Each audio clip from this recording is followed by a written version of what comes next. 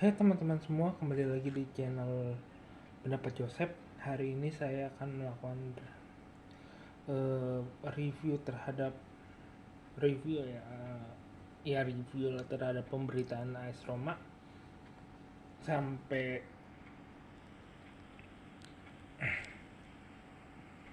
hari Minggu nanti. Memang tidak ada pertandingan AS Roma di Liga Eropa ataupun di Liga Italia. Namun selalu akan ada berita panas tentang AS Roma maupun liga-liga top. Sebenarnya kalau di liga top hampir tidak ada pemberitaan selain bagaimana kekuatan klub-klub dianalisa dengan berapa banyak pemain yang dipanggil timnas. Khususnya AS Roma tadinya 2, sekarang meningkat ke 3. Atas 3 pemain ini, walaupun cuma satu partai yang bisa dibicarakan, kayaknya di luar tenggat video ini bahwa kita akan men-skip dulu pertandingan AS Roma Inggris melawan Italia. Nah, sekarang kita fokus tentang Italia lawan Inggris. Kita fokus dulu bagaimana pertandingan Malta lawan Italia. Pertandingannya dikuasai Italia 1. Nama-nama pembaruan cukup mempunyai nama, kayak cukup mengendalikan permainan kayak Faresti dan beberapa pemain yang mencetak gol. Kalian bisa tahu sendiri, secara permainan sudah banyak peningkatan. Hal ini ditenggarai oleh dua hal. Satu, beberapa instruksi Spalletti cukup singkat, cukup padat, dan cukup bisa dimengerti. Itu juga iakan bahwa hanya setelah beberapa laga Liga Champion ini, beberapa pemain Italia cukup mencuri perhatian, hingga kalau kita lihat selanjutnya cukup tidak bisa dipungkiri bahwa kemenangan Italia lawan Malta, selain perbedaan kelas, adalah permainan Italia semakin bagus dengan nama-nama muda yang diandalkan. Khususnya kalau kita berbicara pemain AS Roma, Gianluca Mancini, saya tidak Brian Cristante itu sudah menjadi jangkar utama, sudah hampir pasti jadi jangkar utama dalam perubahan dari Mancini ke Spalletti. Nah, kalau kita ngelihat Gianluca Mancini mainnya kayak sedikit pun mainnya kayak Chiellini, sedikit nakal kayak Chiellini, beberapa tekniknya cukup bagus, tapi satu yang kelebihan Gianluca Mancini yang nggak pernah yang jarang romanisti ataupun tifosi Italia yang memandangnya sebagai bakat yang hebat.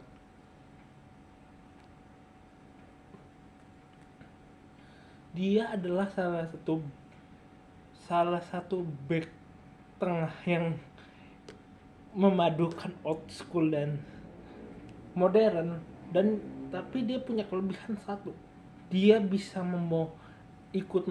dia bisa bawa bola, bisa giring lebih ke depan, bahkan bisa melakukan tendangan jarak jauh maupun umpan jarak jauh. Ini bukan berbicara long ball Italia yang kayak kata Nacio. Dia kayak satu sisi kamu akan melihat sedikit Busquetsnya sendiri saat dia memotong atau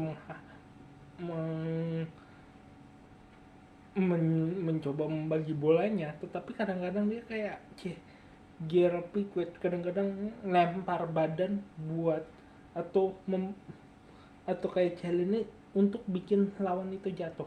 Itu kelebihan hanya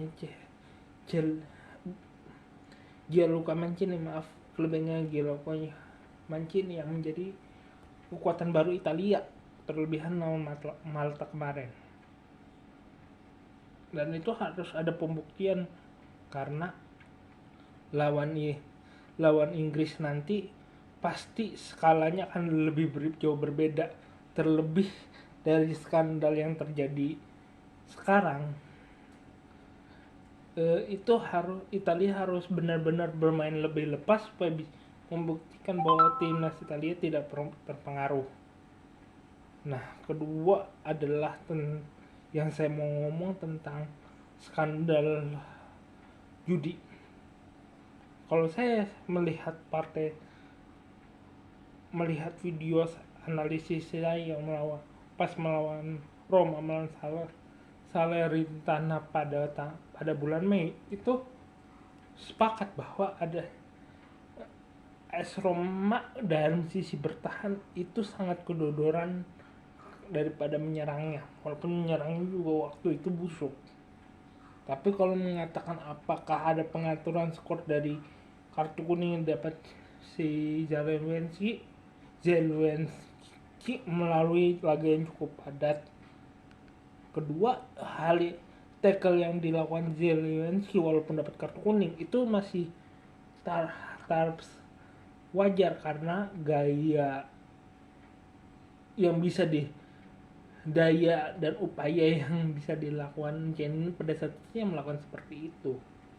Malahan kalau mengatakan kenapa laga ini harus diperhatikan, menurutku ini laga yang cukup bersih ya, karena permainannya si Salernitana sangat bagus. Kalau mengatakan AS Roma terutama Zelensky ikut pengendalian skor dibandingin Zaniolo, aku sedikit ragu. Saya sedikit ragu karena laga itu memang AS Roma bermain cukup jelek, bahkan bukan Zelensky yang bikin waktu itu jelek. Beberapa pemain kayak Mancini, Rui Patricio juga waktu itu cukup mudah dibobol ya, gaya soalnya ya kalian tahu sendiri lah kalau nonton AS Roma musim lalu dan kemarin bagaimana. Jadi kalau Bayern Romanisi berpengaruh terhadap isu seperti itu ya cukup sedikit geli juga, walaupun ya kalau di Zelensky amit-amit melakukannya. Tapi kartu kuning itu tidak benar-benar merugikan AS Roma, juga tidak benar-benar menguntungkan Salernitana karena Salernitana dua golnya itu memang berhasil karena aksinya Andrea Cardeva yang benar-benar mempersulit pertahanan Roma. Dan Cardeva peluangnya rada sulit waktu itu ketemu Zelensky. Terakhir apa ya? Nggak ada sih. Terakhir ya kalau mengatakan berapa laga Roma ke depannya ya, Roma sedang harap-harap cemas karena banyak yang cedera. Jadi untuk mengambil keuntungan menang sih, potensi menang akan tinggi karena cuma 3 pemain yang dipanggil timnas Italia, tetapi lawan Monza, Inter ya butuh kekuatan lebih. Mungkin sekian dari saya, kurang lebih mohon maaf. Kalau suka silakan like video ini, subscribe Pendapat Joseph. Kalau ada